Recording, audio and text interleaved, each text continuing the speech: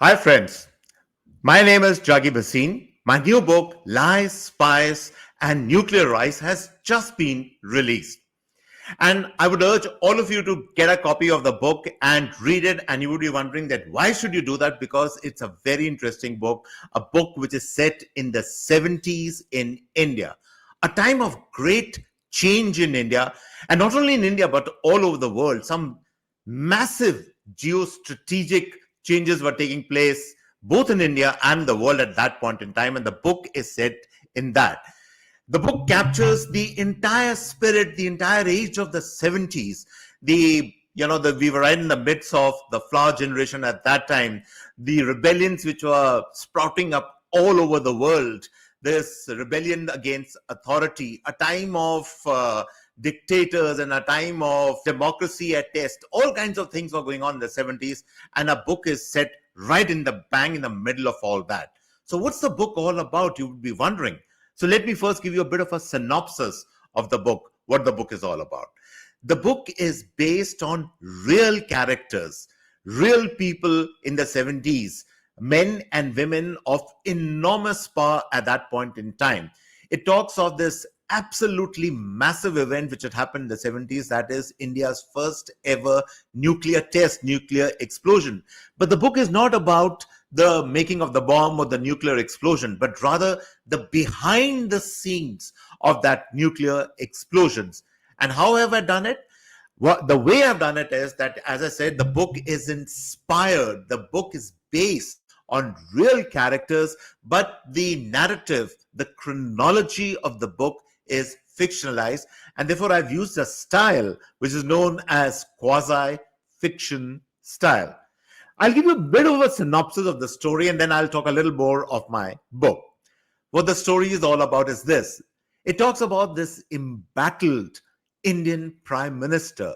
She is embattled because she was very popular at one point in time, but the point where the book starts, she has lost her popularity simply because her economic policies are not working, the people are suffering, and they want a change of the government.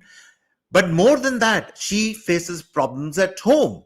Her son, her heir apparent, the son who she loves a lot and she wants to become the prime minister one day, but he has his own different kind of ideas, set of ideas. He completely goes against the grain of his mother's thinking. He's in charge of the youth brigade of the party, but he is always in opposition to his mother. There's conflict going on in the house. The opposition is closing in on her.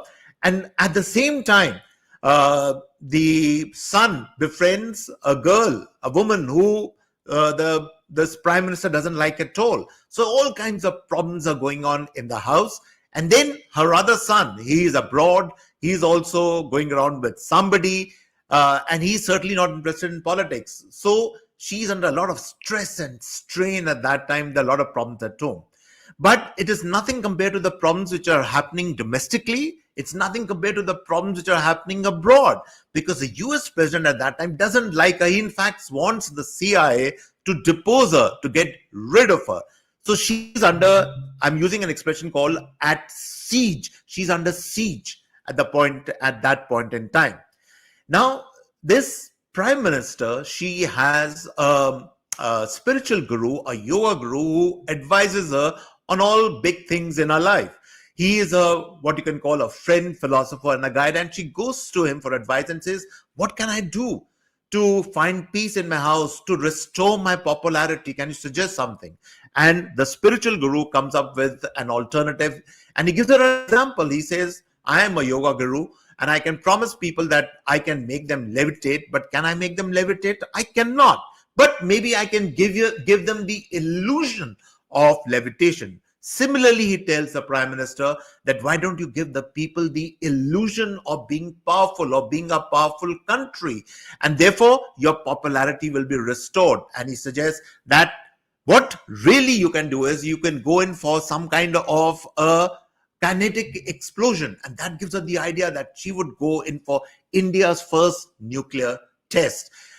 Explore a device which would not only restore her popularity in the domestic audience, but the whole world would sit up and take notice of her, and at one instance her popularity would be restored. That's her idea. But is it so simple? And it's not simple at all, because there are three big things which are acting against her, which I talk about in the book. The first is the family dynamics, which I've said is very strange. She's under a lot of stress. She's absolutely paranoid at this point in time. Then the scientists, they are racing against the clock. They have all kinds of problems to face. And let me give you a background why the scientists are so stressed out. Because India at that time was an economic basket case. Today's India is a $4 trillion economy. But even today, look at the pressures we face from the West. So in a way, this book actually mirrors what's happening even today. But it was much, much bad during that point in time, because nobody cared about India. And if the Americans came to know that India was planning a nuclear explosion, they would go all out, not only to stop it, but actually probably bomb our nuclear facilities. And therefore, the real battle is, the scientists are facing it, they are doing it at one level, but the real battle is the intelligence operators, the behind the scenes of three countries which get into the act, of India, of the US. The US is, of course, the CIA, and Pakistan, which is the ISI. Because both the CIA and the ISI are determined to stop any such device coming into operation.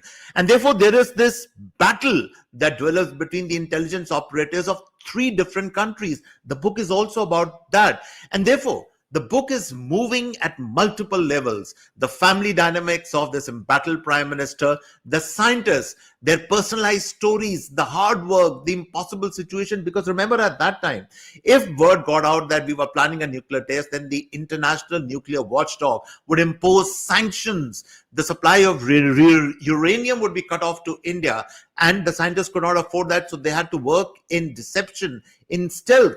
And then the intelligence operators of these countries, which had locked in a kind of a combat actually with India trying to explode the nuclear device without letting it out that they were exploding one, and the Pakistanis and even the US sensing that something was up in the air, and they had unleashed their top intelligence operators in this scenario.